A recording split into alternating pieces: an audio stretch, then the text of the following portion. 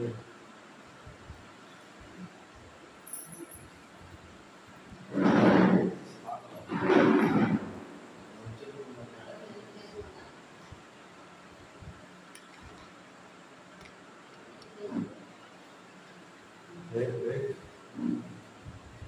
చేస్తున్నాం. తను చేసుకుందామా. ప్రేమ నమ్మకమైనటువంటి నా పరలోక తండ్రి, పరిశుద్ధాత్ముడా, నీకే స్తుతి, ఆరాధన, ఘనత, మహిమ, ప్రభావాలు అర్పిస్తున్నాను ప్రభువా. సత్యస్వరూపి, నీకు సూర్యుడా, యేసయ్య, దావీదు కుమారుడా, నీకే స్తుతి స్తుతి స్తుతి స్తోత్రం చేస్తున్నాను తండ్రి. సర్వలోకంలో కోట్లాది దూతల చేత, ఈ రోజు నలుగురు పెద్దల చేత పరిశుద్ధుడు పరిశుద్ధుడు పరిశుద్ధుడు అని ప్రతి గానములతో పొగడబడినటువంటి నా దేవ, నీకే స్తుతి స్తుతి స్తోత్రం చేస్తున్నా. జీవ గ్రంథం ఇప్పుడు అర్హుడైనటువంటి నా దేవా, నీకే వందనాలు వందనాలు తండ్రి. మా ప్రార్థన ఆలకించండి దేవా. ఈ వృద్ధి ముగిన తర్వాత నా తండ్రి రాగని శాస్త్రంలో తండ్రి నిన్ను స్తుతించుకునే భాగ్యాన్ని, నిన్ను గణపరిచే భాగ్యాన్ని, నిన్ను మహిమపరిచే భాగ్యాన్ని తండ్రి ఇచ్చినందుకు తండ్రి నీకే తండ్రి శాస్త్రంగా వందనాలు ఆయన, నీకే శతకోటి వందనాలు ఆయన. మా ప్రార్థన ఆలకించాయ దేవా, మా ప్రార్థన ఆలకించిన తండ్రి. మా ప్రార్థన వ్యర్థము కాకుండా ప్రభువా, నీ పాద సన్నిధికి ఒక ధూపముగా నైవేద్యముగా స్వీకరించున్నారు దేవా. నీకే వందనాలు ఆయన. లోకరక్షకుడా, సృష్టికారకుడా, మహిమా స్వరూపుడా, మహోన్నతుడా, అత్యున్నత సింహాసనంపై ఆశయుడా యేసయ్య, నీకే స్తుతి స్తుతి స్తుతి స్తోత్రం చేస్తున్నారా దేవా. నీ బిడ్డలు తండ్రి దేవా, నీవే దర్శించయ్యా దేవా. నీ బిడ్డలు నా తండ్రి దేవా, నీవే దర్శించమని అడుగుతున్నారు తండ్రి. ప్రతి హృదయాలు నా తండ్రి నీవే తెరవమని అడుగుతున్నారు తండ్రి దేవా. నీ బిడ్డలు నా ప్రభువా, నీవే నా తండ్రి దేవా. తండ్రి దేవా, నీ దాసుని ద్వారా వాక్యము నా తండ్రి నీ బిడ్డలు గ్రహించుకునే విధముగా తండ్రి దేవా, నీ నీతి మార్గంలో, నీ సత్యమైన మార్గంలో తండ్రి నీ బిడ్డలు నడుచులాగా సహాయం చేయడాయన. ఈ శేష జీవితము నా ప్రభువా తండ్రి నీ బిడ్డలు నీకు అంకితమయ్యేలాగా ఎల్లప్పుడూ తండ్రి దేవా నిన్ను స్మరించుకుంటూ తండ్రి దేవా ఈ లోకంలో సాగిపోయే విధంగా సహాయం పెట్టాయా దేవా. ఇక్కడ కూడిన ప్రతి బిడ్డను నా ప్రభువా పేరు పేరుగా దీవించమని అడుగుతున్నాను తండ్రి దేవా. ఈ ఆశ్రమాన్ని దీవించి ఇంతవరకు తండ్రి ఈ ఆశ్రమానికి నీవు తోడు నీడగా ఉండేందుకు తండ్రి నీకే కృతజ్ఞతాస్తుతులు స్తోత్రం తెలుస్తున్నా. ఇక జరగబోయే రోజుల్లో కూడా తండ్రి దేవా, ఈ ఆశ్రమం చుట్టూ నీ అగ్రికల్చర్ దూతలు ఖర్చు వేసి నీ కళ్ళు దృష్టి తండ్రి ఈ ఆశ్రమం కలిగించి తండ్రి, నీ దక్షిణ హస్తం తండ్రి ఈ ఆశ్రమం కలిగించిన తండ్రి దేవా, నీవే దీవించయ్యా. ఈ ఆశ్రమానికి ఎటువంటి కొదవ లేకుండా నా తండ్రి దేవా, నీవే సమృద్ధిగా తండ్రి దేవా ఆశీర్వదించమని అడుగుతున్నాను తండ్రి దేవా.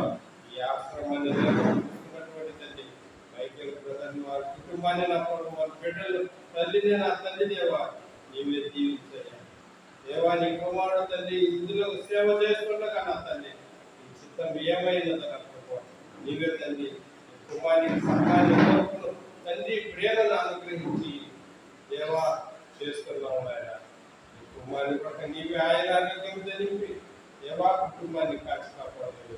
ఇక్కడ కూడిన ప్రతి బిడ్డను, ఆశ్రమంలో ఉన్నటువంటి ప్రతి బిడ్డను ఆయన నీవే దీవించి ఆశీర్వదించుకోలేదు. యేసయ్య పరిశుద్ధ నామములో అడిగి వేడుకొని పొంది ఉన్నాం తండ్రి. ఆమేన్.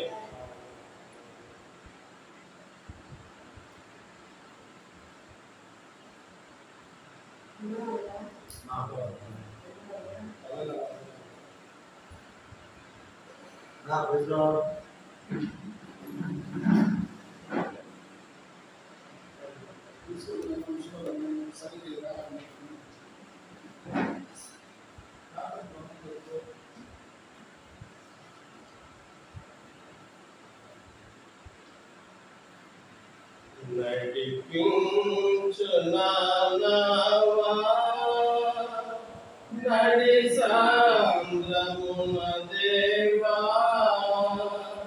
నవ జీవన మార్గమున నా జన్మ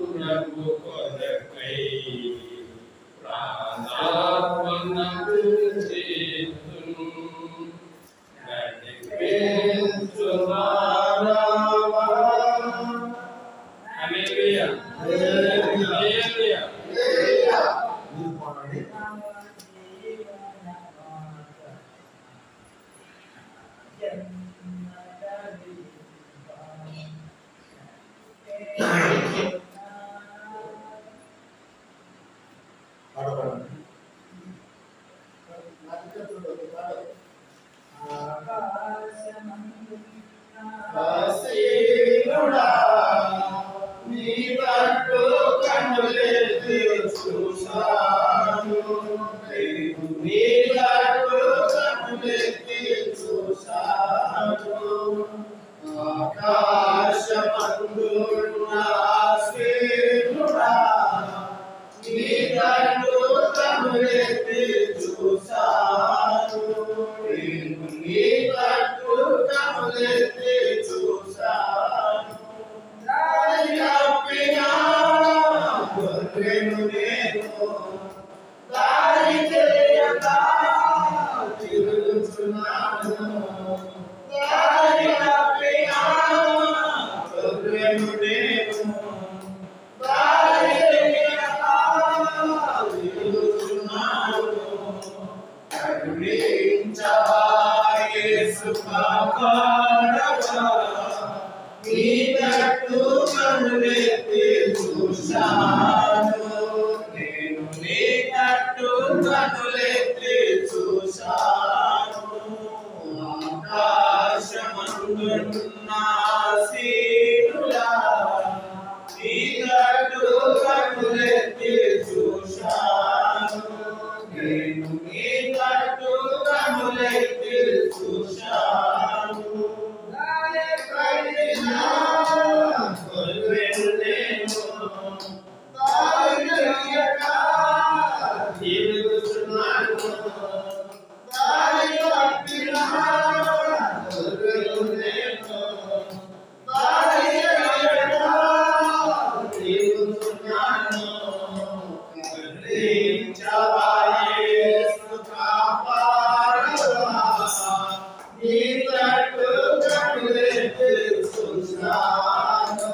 నేను నీ తట్టు కన్నులెత్తి చూశాను ఆకాశమందున్న ఆశీనుడా నీ తట్టు కన్నులెత్తి చూశాను నేను నీ తట్టు కన్నులెత్తి చూశాను గాయపడిన గొర్రెను నేను స్వస్థపరచుమా పరమ వైద్యుడా గాయపడిన గొర్రెను నేను స్వస్థపరచుమా పరమ వైద్యుడా కరుణించవా యేసు కాపాడవా నీ తట్టు కన్నులెత్తి చూశాను నేను నీ తట్టు కన్నులెత్తి చూశాను ఆకాశమందున్న ఆశీనుడా నీ తట్టు కన్నులెత్తి చూశాను నేను నీ తట్టు కన్నులెత్తి చూశాను ఆగములో పడి ఉన్నాను లేవనెత్తుమా శుద్ధి చేయుమా పాపములో పడి ఉన్నాను లేవనెత్తుమా శుద్ధి చేయుమా కరుణించవా యేసు కాపాడవా నీ తట్టు కన్నులెత్తి చూశాను నేను నీ తట్టు కన్నులెత్తి చూశాను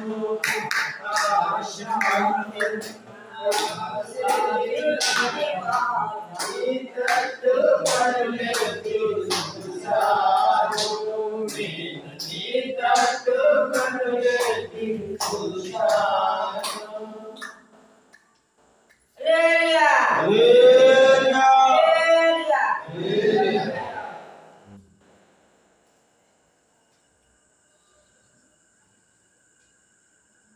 చిన్న పాట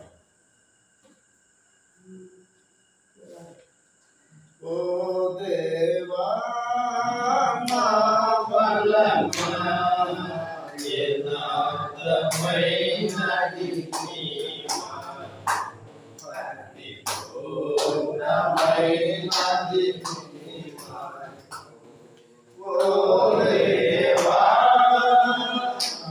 శత్రు నన్ను చూపినాను నరకపు పాశము తరికాచినాను ఆశేతులు నన్ను చూపినాను నరకపు పాశము తరికాచినాను వరదవలే భక్తి నీదు కోరిన వరదవలే భక్తి నీదు కోరిన విడువక నన్ను ఎడబాయని దేవా విడువక నన్ను ఎడబాయని దేవా ఏ దేవా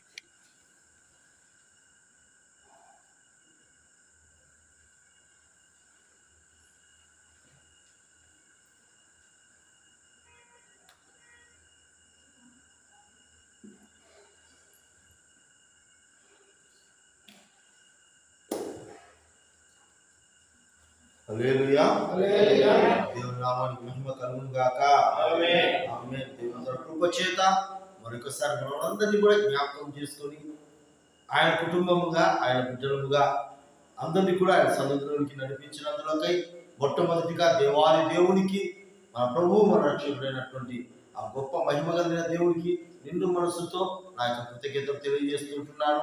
అదే రీతిగా దైవ సన్నిధి ప్రేమించి సన్నిధికి కూడి వచ్చినటువంటి ప్రేమైన దేవుని బిడ్డలు మీకందరికీ మన ప్రభువు రక్షకుడైన యేసుక్రీస్తు నామం పేరిట మీకందరికీ నా యొక్క వందనములు తెలియజేస్తుంటున్నాను. దేవునికి స్తోత్రం. కొద్ది నిమిషములు దేవుని యొక్క మాటలను మనము విందామండి. జాగ్రత్తగా మనము ఈ యొక్క మాటలు విని అందులో ఉన్నటువంటి మాటల ద్వారా మనమందరం కూడా ధైర్యపరచబడి ఆదరించబడదాం. హెజ్కేలు గ్రంథము 36వ అధ్యాయము 11వ వాక్యంలో ఈ రీతిగా పరిశుద్ధాత్మ దేవుడు మనకు మాట తెలియజేస్తా ఉంటున్నాడు.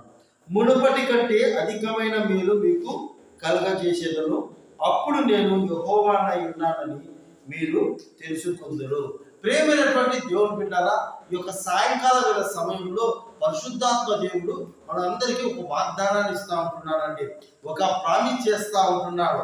ఏమిటంటే మునుపటి కంటే అధికమైన మేలు నేను మీకు కలగజేస్తాను, నేనే యెహోవా దేవుడినని మీకు తెలుసుకుంటానని వాక్యం చదివిస్తున్నాడు. ఈ మాట ఈ రోజు కాలం వరకు వాగ్దానం చేస్తా ఉండేది. హల్లెలూయా. ఈ రోజు కాలం ఈ వాగ్దానం చెప్తా ఉండేది, లేకపోతే నిన్న చెప్పలేదు. ఇది ఎప్పుడు చెప్పారంటే కొన్ని వేల సంవత్సరాల క్రితమే, నీవు నేను రూపింపబడక మునిపే, ఏ ఆధారాలు లేనటువంటి దినాలలోనే దేవుడు మన కొరకు ఈ వాగ్దానాన్ని సిద్ధపరిచినాడు. మిమ్మల్ని నేను మునుపటి కంటే అధికమైన మేలులతో మీకు నేను కలగజేస్తానని దేవుడు వాగ్దానం కొన్ని వేల సంవత్సరాల క్రితమే ఈ మాట చెప్తా ఉంటున్నాడు. ఈ లోకంలో మనం అనేకమైనటువంటి మేలులు పొందుకుంటా ఉంటామండి. ఆ మేలులు అన్నీ కూడా మనకు శాశ్వతమైనది కాదు. ఆ మేలులు ఒకవేళ ఎవరైనా మనుషుడు అనేక మంది చెప్తా ఉంటారు, రాజకీయ నాయకులు, నేను నాకు గవర్నమెంట్ ఇస్తే నేను మీకు ఆ మేలు చేస్తాను, నాకు ఓటేస్తే మీకు అది చేస్తాను అని రకరకాలుగా నాయకులు అధికారులు మనుషులు చెప్తా ఉంటారు. అయితే ఆ మేలులన్నీ కూడా నెరవేర్చబడేటివి కాదండి. అవన్నీ కూడా నెరవేర్చలేరు కూడా. దేవుడైతే ఆయన ఖచ్చితంగా మనకు మేలులు చేస్తాడు. ముందు పొందుకున్న మేలుల కంటే, మునుపటి మేలుల కంటే ఇప్పుడు దేవుడు అధికమైన మేలులు మనకు దయచేయబోతా ఉంటాడు. ఒకవేళ ఈ సమయంలో నీ జీవితంలో కానీ, నీ కుటుంబంలో కానీ, నీ కలిగిన పరిస్థితులలో నాకేం మేలు జరగడం లేదు, నాకు ఎందుకు ఇలా అవుతా ఉంది, మాకెందుకు ఇలాంటి పరిస్థితి అని చెప్పి ఒకవేళ అలాంటి కలవరంలో మధ్య ఉన్నావేమో, అలాంటి దిగుల మధ్య ఈ రాత్రి వేళ నువ్వు సన్నిధికి వచ్చి ఉన్నావేమో, అయితే దేవుడు అంటున్నాడు, ఓ నా ప్రియమైన కుమార్తె, ఓ నా ప్రియమైన నా కుమారుడా, నేను నిన్ను ప్రేమిస్తూ ఉంటున్నాను, నేను నిన్ను విడవక ఎడబాయక నిత్యం నిన్ను ప్రేమిస్తూ ఉంటున్నాను. కనుక నేను ఈ రోజు నీకు నేనేం చేయబోతుంటున్నా అంటే, ఇదిగో గడిచిన దినము కంటే, గడిచిన సమయం కంటే, ముందున్న పోతున్న సమయంలో గతంలో పొందుకున్న మేలుల కంటే అధికమైన మేలుతో నేను నింపబోతున్నాను. ఆరోగ్య విషయంలో అధిక మేలు నేను ఇవ్వబోతున్నాను, ఆర్థిక పరమైన అధిక మేలు ఇవ్వబోతున్నాను, సమాధానకరమైన దాంట్లో అధిక మేలు ఇవ్వబోతున్నాను, సంతోషకరమైన దాంట్లో, నెమ్మదికరమైన దాంట్లో, నీకు ఇద్దరు లేకుండా నిన్ను కలవరపెట్టే, భయపెట్టే, నిరుత్సాహపరిచే, దుఃఖపరిచి, కృంగదీసే పరిస్థితులు అలాంటివి ఏమైనా ఒకవేళ నీకు కలిగి ఉన్నట్లయితే వాటన్నిటి నుంచి నిన్ను దూరం చేసి నేను నీకు అధిక మేలు దయచేయబోతున్నాను అని దేవుడు వాగ్దానం చేస్తూ ఉంటున్నాడు రాత్రి వేళ. చూడండి, కీర్తనల గ్రంథము 24వ కీర్తన 11వ వచనంలో ఏమంటున్నాడు అంటే, దేవుడైన యెహోవా సూర్యుడును కేడమునై ఉన్నాడు, యెహోవా కృపయు ఘనతయు అనుగ్రహించు, యథార్థముగా ప్రవర్తించు వారికి ఆయన ఏ మేలును చేయక మానడు. హల్లెలూయా. దేవుడు మన పట్ల ఏమన్నాడంటే, ఆయన సూర్యుడు కేడమునై ఉన్నాడు. సూర్యుడిని మించినటువంటి గొప్ప గ్రహం ఏది లేదండి.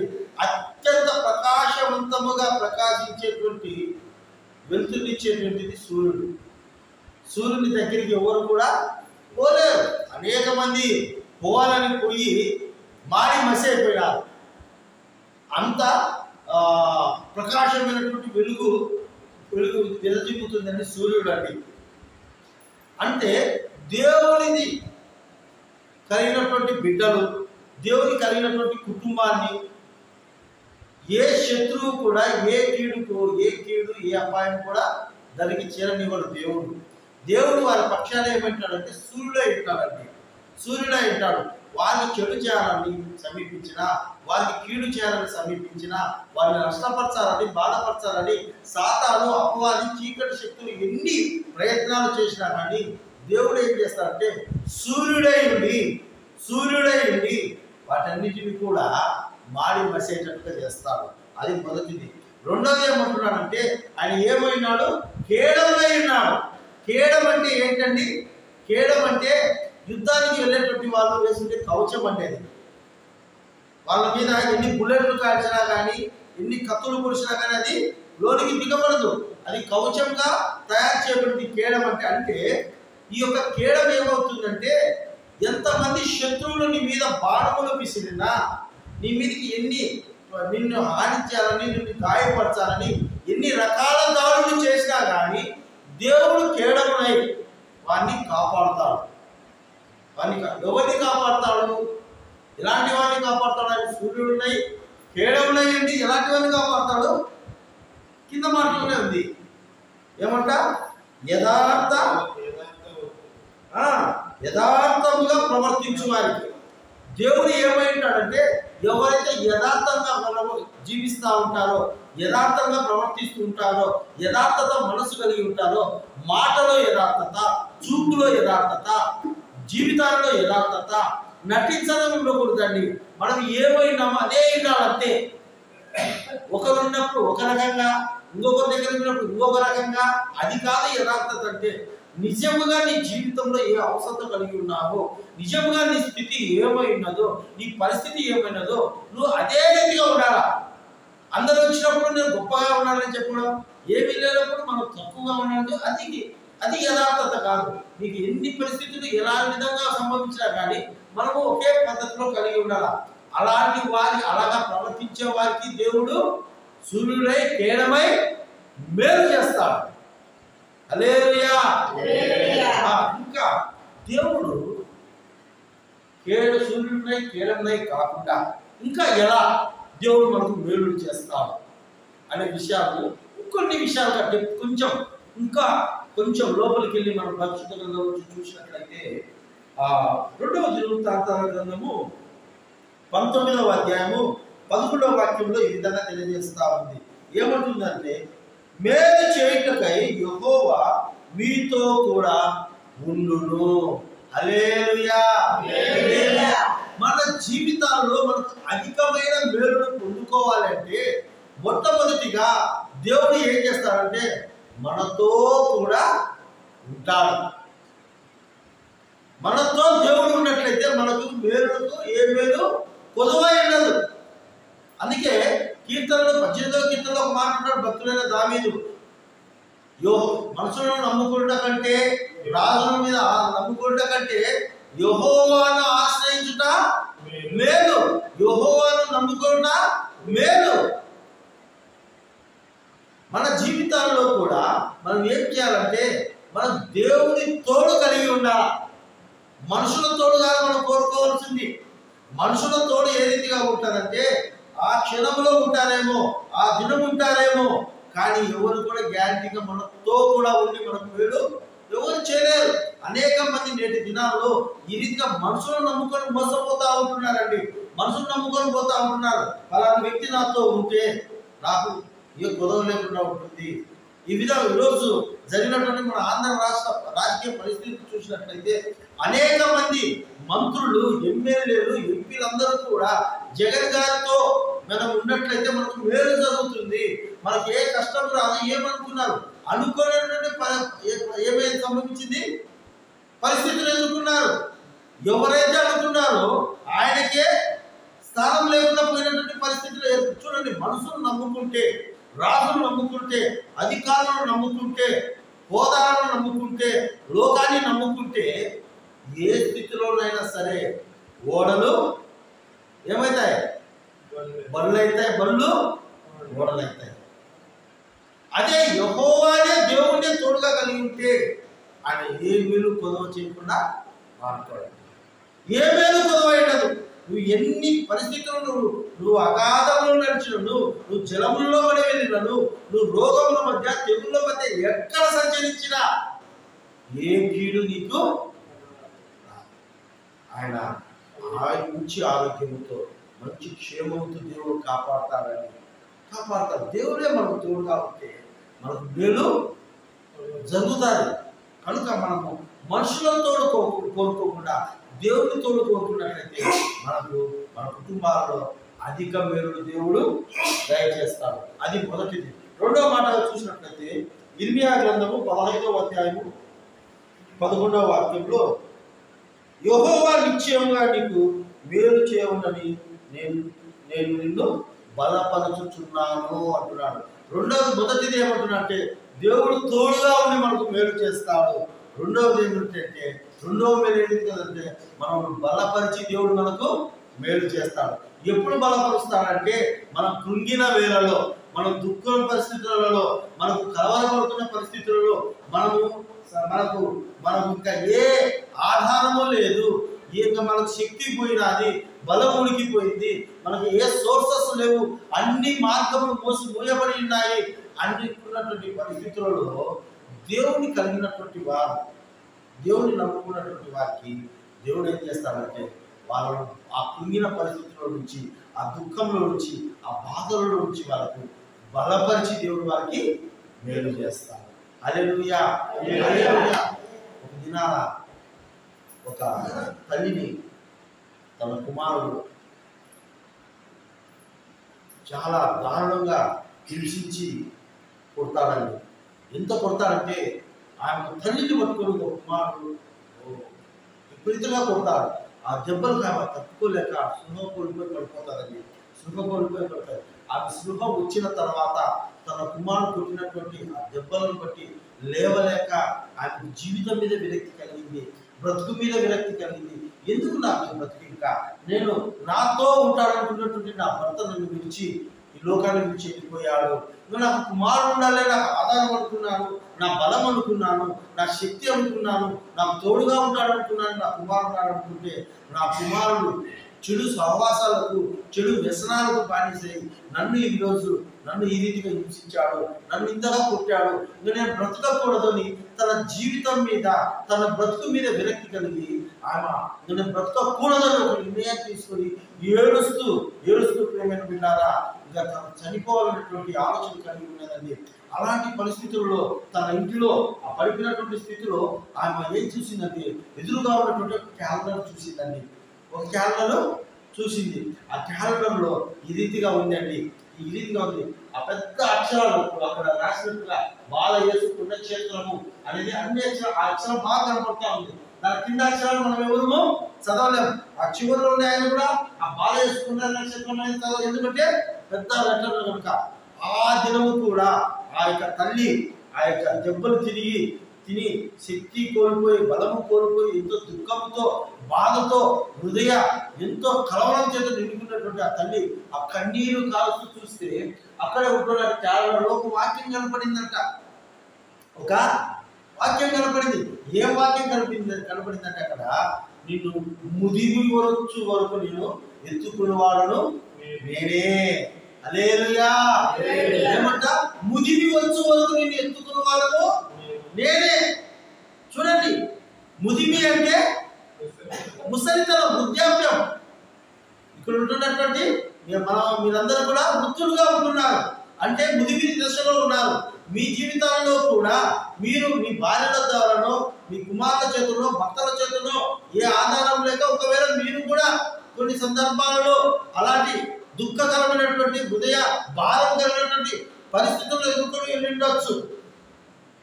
అయితే మన జీవితాల్లో కూడా కొన్ని పర్యాయాలు ఈ జీవితం మీద విరక్తి కలిగి ఎందుకు ఈ బ్రతుకు, ఎందుకు ఈ జీవితము, ఎందుకని చెప్పి అనేక పర్యాయ స్థితులలో మనము కూడా ఆ తల్లి నిరాశ చెంది ఒక రాకూడనే ఆలోచన, చనిపోవాలనేటువంటి తలుపు మనలో కూడా అనేక మందికి కలిగి ఉండొచ్చు. అయితే దేవుడు ఏమంటున్నాడంటే ఇదిగో ముదిమి వచ్చు వరకు నేను ఎత్తుకున్న వారని నేనేని వాక్యం ద్వారా తల్లితో మాట్లాడాడు. ఆ వాక్యం చదవగానే నేను చనిపోవాలా, నాకు బ్రతుకు వద్దు అనుకున్నటువంటి ఆ తల్లి ఆ వాక్యము ద్వారా బలపరచబడిందండి. బలపరచబడింది. నిజమే కదా, నా దేవుడు ఉన్నాడు, నన్ను కలుగు చేసిన దేవుడు ఉన్నాడు. ఆయనను నమ్ముకుంటే, ఆయనను ఆధారం చేసుకుంటే, ఆయన కొరకై నేను కనిపెట్టుకుంటే తప్పకుండా నా భర్త అయినా నన్ను విడిచి వెళ్ళాడేమో కానీ, నా కడుపులో పుట్టిన నా కుమారుడైనా నాకు అన్యాయం చేశాడు, నన్ను బాధపరిచాడు, హింసించాడేమో కానీ నన్ను కలగజేసిన నా దేవుడు ముదిమి వచ్చు వరకు కూడా నన్ను ఎత్తుకుంటానని వాగ్దానం చేసినాడు కదా అని చెప్పి ఆ తల్లి అధిగమించే ఎంతో సంతోషంతో ధైర్యపరచబడి బలపరచబడి ఆ వాక్యము ద్వారా ఆమె సంతోషంగా బ్రతికిందండి. చూడండి, దేవుని వాక్యమే నన్ను బ్రతికించానంటాడు భక్తుడు. నీ వాక్యమే నన్ను బ్రతికించెను, వేదనలో నెమ్మదినిచ్చెను. నీ వాక్యమే నన్ను బ్రతికించెను, బాధలలో నెమ్మదినిచ్చెను. కృపాశక్తి సదాశక్తి సంపూర్ణుడా, వాక్యమై ఉన్న దేవ వందనమయ్యా. కృపాశక్తి దయాశక్తి సంపూర్ణుడా, వాక్యమై ఉన్న దేవ వందనమయ్యా. మన దేవుడు వాక్యం ద్వారా మాట్లాడే దేవుడు అండి. మన దేవుడు భక్తుల ద్వారా మాట్లాడే దేవుడు, మన దేవుడు దైవ సేవకుల ద్వారా మనతో మాట్లాడే దేవుడు. ఈ మాటలు మన సొంత మాటలు కాదు ఇది. ఈ మాటలు లోకంలో కలుగజేసినటువంటి మాటలు కాదు ఇది. ఈ మాటలు ఎవరో రాసినటువంటి మాటలు కాదు ఇది. సాక్షాత్తు దేవాది దేవుడే తన వాక్కుని రాత్రి మన ఎత్తుకు పంపి ఉన్నాడు. నీ జీవితంలో నువ్వు శక్తి కోల్పోయినావేమో, నీ యొక్క బ్రతుకులను బలహీనపరచబడి దుఃఖంలో బాధలో కుంగిపోయి ఉన్నావేమో, దేవుడు సెలవిస్తా ఉంటున్నాడు, ఇదిగో నేను నిన్ను ముదిమి వచ్చే వరకు ఎత్తుకుని వాడను నేనే, నేను నీకు బలము కలగజేయవాడను నేనే, నేను మీతో కూడా ఉంది నీకు అధిక మేలు ఇచ్చువాడను నేనే అంటున్నాడు దేవుడు. ఇదే యెహోవా వాక్కు అంటున్నాడండి. చూడండి, ఈ మాట దేవుడు సాక్షాత్తు దేవాది దేవుడే మనతో చెప్తున్నటువంటి మాట. ఈ మాట ఈ భూమి గతించిన, ఆకాశం గతించిన, ఆయన మాటలు మాత్రము గతించవండి, నిరంతరము కాదు. ప్రతి ఒక్క మాట కూడా ఈ పరిశుద్ధ గ్రంథంలో రాయబడినటువంటి ప్రతి మాట కూడా నెరవేర్చబడేదే. అబద్ధము కాదు, కల్పనా కథలు కాదు, ఊహమైనటువంటి మాటలు కాదు ఇవి. ఇవి నిజమైన సత్యమైన దేవుని మాటలు. కనుక నీ జీవితంలో కూడా ఆనాడు ఆ తల్లి ఆ వాక్యము చూసి ఆ వాక్యము ద్వారా తన బ్రతుకుని ఏ రీతిగా నిలబెట్టుకునిందో ఈ రాత్రి వేళ కూడా ఆ దేవుడు నీతో కూడా సెలవిస్తా ఉన్నాడు, ఇదిగో నిన్ను నేను బలపరిచి నేను నీకు మేలు చేస్తాను. కనుక దేవుడితో మనం అలాంటి నమ్మకమైనటువంటి వాక్యం ద్వారా మనము నమ్మకం కలిగి ఉండాలి. 3వ మాటగా చూస్తే ఇదే ఇర్మియా గ్రంథం 24వ అధ్యాయము 8వ వాక్యంలో 6వ వాక్యం చూస్తే, వారికి మేలు కలుగునట్లు నేను వారి మీద దృష్టించుదును. హల్లెలూయా. దేవుడు ఏమంటున్నాడంటే వారికి మేలు కలుగునట్లు. ఎవరికి మేలు? ఆయన మీద ఆధారం చేసుకొని, ఆయన నమ్ముకొని, ఆయన దృష్టిలో యథార్థంగా ప్రవర్తించే వారికి, భయభక్తులు కలిగి జీవించే వాళ్ళకి, వాక్య ప్రకారంగా ప్రార్థన చేసుకుని ఆయన లోబడే వారికి, నమ్మిన వారికి ఆయన ఏమంటాడంట, వారికి మేలు కలుగునట్లు వారి మీద ఆయన దృష్టి ఉంచుతాడండి. దృష్టి ఉంచడం అంటే కాపలా ఉంటాడు ఆయన. ఇప్పుడు చంటి బిడ్డ ఉంటుంది, పాలు తాగే చంటి బిడ్డ ఉంటుంది, దోగాడుతా అందనుకోండి. తల్లి ఏం చేస్తా ఉంటుంది? కసులు ఉంచుకుంటా ఉంటుంది, వంట చేస్తూ ఉంటుంది, అన్ని పనులు చేస్తూ ఉంటుంది. కానీ తల్లి ఏం చేస్తుంది? ఒక కన్ను బిడ్డ మీద వేసింటాలి. అంటే తన దృష్టి బిడ్డ మీద కాసుకుంటుంది.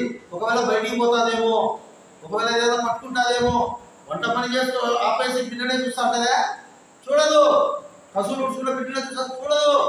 తన పనులు చేసుకుంటూ తన దృష్టి అంతా బిడ్డ మీద కాపుదల పెట్టాలి. అట్లానే దేవుడు కూడా ఏమంటున్నాడంటే, నీకు మేలు కలిగేంత వరకు నీ జీవితంలో ఏది పొదవుగా ఉందో, నీ జీవితంలో నీ కుటుంబంలో ఏ బాధ చేత, కష్టం చేత, దుఃఖం చేత, కలవరం చేత నీకు మేలు కలగలేదని బాధపడుతున్నావో, నీకు మేలు జరిగేంత వరకు ఆయన దృష్టి నీ మీద ఉంచుతారు అంటున్నాడు. హల్లెలూయా. కనుక మన దేవుడు ఏమిటంటే, మనం నమ్మిన దేవుడు మన మీద దృష్టించే దేవుడు, మన మీద దృష్టి ఉంచే దేవుడు, కాపుదల ఉంచే దేవుడు. ఆయన నమ్మిన వారికి ఏ పొదవ చేసే దేవుడు కాదు, ఏం తప్పు చేసే దేవుడు కాదు, నష్టపరిచేవాడు కాదు ఆయన దేవుడు. మనుషులు నష్టపరుస్తారేమో నువ్వు మాట వినకపోతే, మనుషులు విడిచిపెడతారేమో నువ్వు నచ్చకపోతే, మనుషులు వదులుకుంటారేమో నువ్వేం ఉపయోగం లేకపోతే.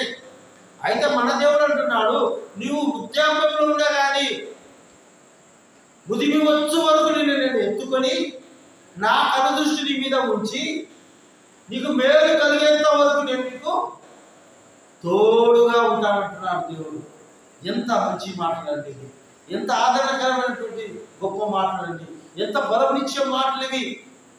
కనుక మన జీవితాల్లో ప్రేమైనటువంటి దేవుడు బిడ్డలారా, ఈ రాత్రి వేళ కూడి వచ్చిన మన జీవితాల్లో, మన కుటుంబాల్లో ఒకవేళ ఊహించని పరిమాణాలు ఏమైనా ఎదుర్కొంటున్నామేమో, ఇలాంటివి జరగవే అనుకోని, ఒకవేళ అనుకునేటువంటి పరిస్థితుల్లో జరగకూడని పరిస్థితులు ఎదురయ్యాయేమో, ఈ రాత్రి వేళ దేవుడు ఏమంటున్నాడంటే నీకు మేలు కలిగే అధిక మేలు దయచేయగా నేను ఇక్కడికి వచ్చిన్నాను అంటున్నాడు. వాక్యం నా మాట కాదు, దేవుడు సెలవిస్తున్నాడు. నీకు మేలు మునిపటి కంటే అధిక మేలు నేను అనుగ్రహించటకు నేను నీకు తోడుగా ఉంటాను, నిన్న బలపరుస్తాను, నా కనుదృష్టి మీద ఉంచుతానని దేవుడు ముచ్చటగా 3 మాటలు తెలియజేస్తా ఉంటున్నాడు. హల్లెలూయా, హల్లెలూయా. కనుక మన జీవితాల్లో మనము ఏం చేయాలంటే దేవుని దృష్టిలో మనం యథార్థంగా జీవించాలి. ఆయన దృష్టిలో మనం యథార్థంగా ఉన్నప్పుడు ఎవరితో వాళ్ళతో కొట్టాడము, తిట్టుకోవడము, అసూయపడడం, నష్టపరచడము, ద్వేషం కలిగి అది కాదు. యథార్థమైన ప్రవర్తన ఏంటంటే మనం ఏమైనామో మన పరిస్థితి ఏమైనా దాన్ని బట్టి మనము ఒదిగి తగ్గించుకొని విధేయత కలిగి భయం కలిగి దేవుడికి ప్రార్థన చేసే వారంగా ఉండాలి. అలాంటి వారికి దేవుడు తోడుగా ఉండి మేలు చేస్తాడు. మొదటిది. రెండవది నువ్వు కృంగిన వేళ, నువ్వు పడిపోయిన వేళ, ఎవరు సహాయం లేదని, ఎవరు అందరూ విడిచిపెట్టాలని, ఒకవేళ ఒంటరిగా విడిచిపోయావేమో దేవుడు ఆ పరిస్థితిలో నుంచి నిన్ను బలపరిచి నీకు మేలు చేస్తాడు. మూడవదిగా నీకు మేలు కలుగునట్లు ఆయన నీ మీద తన కాపుదల తన దృష్టి ఉంచుతాడు. కనుక ఈ 3 మాటలు మన హృదయంలో భద్రపరుచుకొని ప్రార్థన చేస్తూ, ఇదిగో దేవా నాకు మునుపటి కంటే అధిక మేలు చేస్తానన్నావు కదా, నువ్వు నాతో ఉండి నాకు మేలు చేస్తానన్నావు కదా, నాకు బలము దయచేసి నన్ను బలపరిచి మేలు చేస్తానన్నావు కదా, నా మీద దృష్టి ఉంచి నాకు మేలు కలిగిన చేస్తానన్నావు కదా. ఇదిగో నా కుటుంబంలో, నా జీవితంలో మా కలిగినటువంటి ఈ యొక్క సమస్యల పరిస్థితులలో అయ్యా నీవే నాకు తోడుగా ఉన్నావా, నన్ను బలపరచవా, నా మీద దృష్టించి నన్ను రక్షించవా అని చెప్పి ప్రార్థిస్తే తప్పకుండా దేవుడు మునుపటి కంటే అధికమైన మేలు మనకు దయచేస్తాడు. కనుక అందరం కూడా కళ్ళు మూసుకుందాం, ప్రార్థన చేస్తాం. పరిశుద్ధుడా, ప్రేమ కలిగిన తండ్రి, కృపగల యేసయ్యా నీకు వందనాలు, స్తోత్రాలు ప్రభువా. ఇదిగో దేవా ఈ యొక్క రాత్రి వేళ తండ్రి నాయన నువ్వు మునుపటి కంటే అధికమైన మేలు చేసే దేవుడుగా నాయన మాకు సూర్యుడవై కేడవై నాయన యథార్థంగా ప్రవర్తించే వారికి మేలు చేయకుండా ఉండనని వాగ్దానం చేసినందుకు స్తోత్రాలు తండ్రి.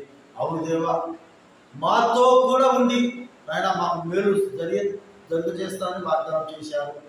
అదే రీతిగా ప్రభువా నాయన మేము కృంగిన వేళలో, అయ్యా దుఃఖపడిన వేళలో, అయ్యా మేము కోరుకున్నది మాకు పొందలేకపోయామని నిరుత్సాహపడిన వేళలో, అయ్యా మా శక్తి బలం కోల్పోయిన వేళలో నాయన ఈ యొక్క బాధలలో నాయన అయిన వారు బంధువులు, రక్త సంబంధికులు నాయన ముఖ్యమైన అందరూ మమ్మల్ని విడిచిపెట్టినా కానీ నాయన మమ్మల్ని నువ్వు విడవకుండా ముదిమి వచ్చు వరకు నిన్ను ఎత్తుకుని వాడని నేనని నాయన నీ వాక్యం ద్వారా ప్రభా మమ్మల్ని ధైర్యపరిచి బలపరిచి ప్రభా ఇదిగో తండ్రి నాయన మమ్మల్ని బలపరిచి నాయన మాకు మేలు చేస్తారని వాగ్దానం చేశారు. వందనాలు.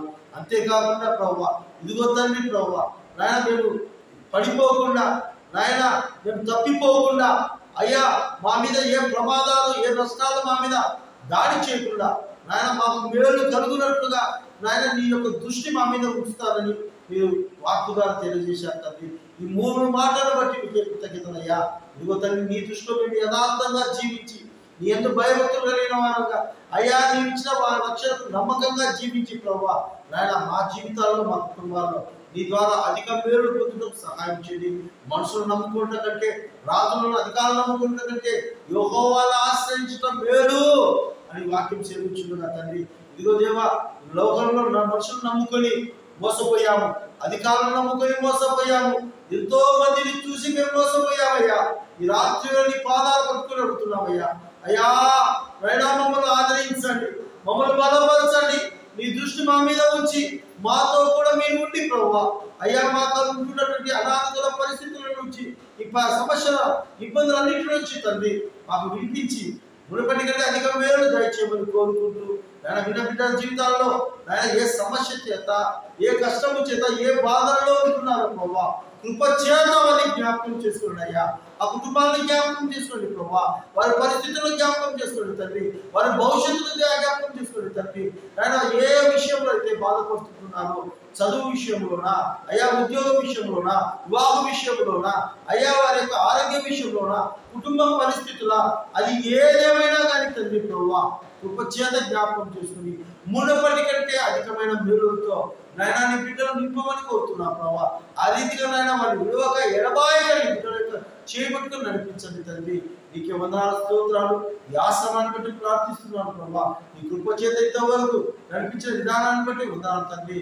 నాయన ఎబినేజరువై నాయన మీరే సహాయం చేసే రాయిగా యొక్క ఆశ్రమానికి ఉంటూ ఏ కొరత లేకుండా తండ్రి మీరు సహాయం చేస్తున్నందుకు వందనాలు ప్రభా. ఇదిగో దేవా, ఎలాంటి చీకటి శక్తులు, ఎలాంటి అంధకార శక్తులు, సాతాను ప్రభావములు ప్రభా, ఇహలోక అంధకార సంబంధం ఏ చీకటులు కూడా ఈ ఆశ్రమం మీద కానీ ఈ కుటుంబం మీద కానీ ప్రభావవంతం కాకుండా తండ్రి అయ్యా, ఇప్పుడే నీవే తోడుగా ఉండి నాయన నీవే బలపరిచి నీ యొక్క కన్ను దృష్టి ఆశ్రమం మీద ఈ కుటుంబం మీద ఉంచి ప్రభావ.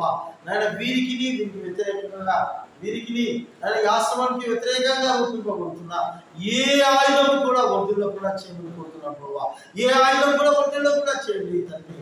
కృప, శాంతి, సమాధానములతో నాయన ఈ కుటుంబాలను ఈ ఆశ్రమాన్ని నింపండి ప్రభావ. నాయన దీవించండి తండ్రి. నాయన ఇక్కడ తండ్రి నాయన ప్రార్థనలు జరుగుతుండగా ప్రభా, ఈ నామమందు తండ్రి ఇక్కడ ప్రార్థనలు జరుగుతుండగా ప్రభా, ప్రతి ప్రార్థన సింహాసనకు తాకుతుందని నమ్ముతున్నాం ఆయన. ప్రతి ప్రార్థనను ఆలకించే దేవుడు అని నమ్ముతున్నాం ప్రభా. నీ యొక్క కను దృష్టి ఈ యొక్క ఆశ్రమం మీద ఉంచున్నాను నమ్ముతున్నాం ప్రభా. సహాయం చేయండి తండ్రి. కృప చూపించమని కోరుతున్నాం ప్రభా. ఆయన ప్రతి ఒక్కరిని దీవించండి. మైకులను కుటుంబాన్ని దీవించి ఆశీర్వదించండి. వదిన కన్నా మంచి ఆరోగ్యం దయచేయండి. ఆయన నవీన్ బట్టి వందనాలు. వారి చదువులను భవిష్యత్తును ఆశీర్వదించి ప్రత్యేకంగా అమ్మని బట్టి ప్రార్థిస్తున్నాను ప్రభా. ఈ కృప చేత అయ్యా ముదిమి వచ్చు వరకు నిన్ను ఎత్తుకుని వాడను నేనే అని వాగ్దానం ఆచేసిన నా తండ్రి అమ్మను తండ్రి ఈ వయసులో కూడా నీవే ఎత్తుకుని ప్రభా కాపాడుతున్న దేవుడు నీవే తండ్రి ప్రభా. నీకే వందనాలు. అమ్మకు మీరు తోడుగా ఉండండి. మంచి ఆయురారోగ్యాలతో, సమాధానంతో, నెమ్మదితో, సంతోషంతో అమ్మను కాపాడండి తండ్రి. వాళ్ళ దేవదాసైనాన్ని బట్టి ఉన్నాను అయ్యా. నీ కుమారుని మీరు రక్షించిన విధానాన్ని బట్టి స్తోత్రాలు ప్రభా. ఇదిగో దేవా, నీ కుమారునికి మీరు తోడుగా ఉండండి తండ్రి. మీరే ఆలోచనకర్తగా ఉండి నడిపించండి ప్రభా. అయ్యా నీ వాక్యమును ఎల్లప్పుడూ దీపంలా కలిగి ఉంది ప్రభా. ఆ త్రోవలో నడిచే బిడ్డగా నీ కుమారుని ఉంచుకొని శారీరకంగా, మానసికంగా, ఆత్మీయంగా, ఆరోగ్యంగా, ఆధ్యాత్మికంగా, సామాజిక పరంగా ఆయన ఘనతలో ఆయన నీ కుమారుని కాపాడి హెచ్చించమని కోరుతున్నాను ప్రభా. ఆయన మీరు తోడుగా ఉండండి. సహాయం చేయండి. ప్రత్యక్షంగా పరోక్షంగా ఈ ఆశ్రమం కోరుతూ ఎంతమంది అయితే ప్రభా ప్రయాసపడి ఆయన సహాయం చేస్తుంటున్నారో వారిని వారి కుటుంబాన్ని సమస్తను దీవించమని కోరుతున్నాను ప్రభా. ఆయన ఈ ఆశ్రమంలో ప్రతి ఒక్కరిని నీ చేతులకు అప్పచెప్తూ యేసయ్య పేరుతో అడుగుతున్నాము తండ్రి. తండ్రి అయిన దేవుని యొక్క ప్రేమయు, కుమారుడైన యేసుక్రీస్తు యొక్క కృపయు, పరిశుద్ధాత్మ యొక్క అన్యోన్య సహవాసం పూర్వచ్చిన మనందరితోనూ, మన కుటుంబాలతోనూ, దూరంగా ఉన్న కుటుంబాలతోనూ, ప్రత్యేకంగా ఈ యొక్క ఆశ్రమంతోనూ, ఆశ్రమాన్ని ఎంతో ప్రయాస భారములతో నిర్వర్తిస్తున్నటువంటి కుటుంబంతోనూ, బిడ్డలతోనూ, సర్వలోక పరిశుద్ధులందరితోనూ ఇప్పుడును ఎల్లప్పుడూ సదాకాలం తోడైండుగాక. హల్లెలూయా, హల్లెలూయా, హల్లెలూయా. దేవునికి స్తోత్రం. ఒకసారి అందరికీ వందనాలు చేస్తున్నాను. బాగా ప్రార్థన చేసుకోండి. వాక్యం ఈరోజు దేవుడు మీ కొరకే సిద్ధపరిచున్నాడు కనుక నేను వృద్ధాప్యంలో ఉన్నాను. నా శక్తి లేదే, నా ఆరోగ్యం లేదే, వయసు లేదే, బలం లేదే, ఎవరు లేరని దిగులు పడవద్దు. దేవుడి రాత్రిలో వాగ్దానం చేస్తున్నాడు. ముదిగి వచ్చు వరకు నిన్ను ఎత్తుకుని వాడను నేనే. దేవుడే మనం ఎత్తుకున్నవాడు. ఆయనే మన ఆధారం. దేవుడు లేకుండా మనం ఏమీ చేయలేదు. మనం లేవు కనుక జాగ్రత్తగా ప్రార్థన చేసుకుంటూ భయభక్తులు కలిగి మన శేష జీవితాన్ని దేవునితో కూడా గడుపుదాం. అటు కృప అందరికీ దయచేయుగాక. సెలవు తీసుకుందాం.